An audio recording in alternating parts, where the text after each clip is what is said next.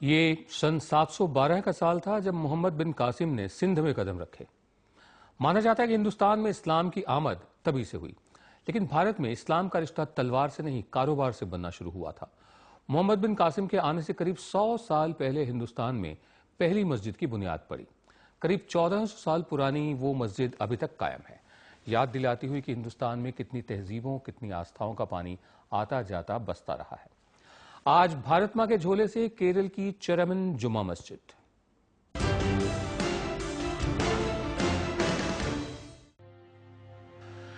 केरल के त्रिशूर जिले के मिठाला शहर की यह मस्जिद कोई मामूली मस्जिद नहीं है।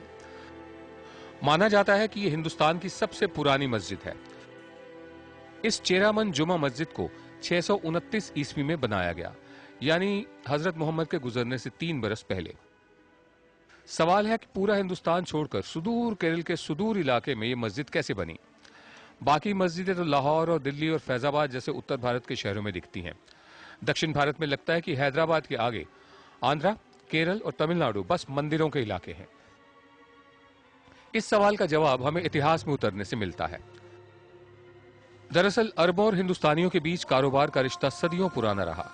अरब के कारोबारी इधर के मालाबार इलाके में आकर व्यापार करते थे, जो दक्षिण एशिया और दक्षिण पूर्व एशिया के बंदरगाहों को जोड़ने का काम करता था। इस्लाम के आने के बाद इसी रिश्ते ने पहली मस्जिद की बुनियाद रखी। कहा जाता है कि यह पुराना बौद्ध मंदिर था जिसे तोहफे में अरब के लोगों को दे दिया गया। कहानियां और भी हैं।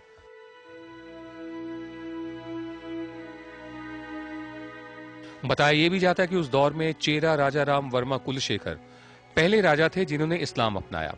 बाद में चेरा राजा चेरामन पेरुमल मक्का तक गए और उन्होंने वहां कुछ लोगों से कहा कि वो आकर उनके राज्य में इस्लाम का प्रचार करें।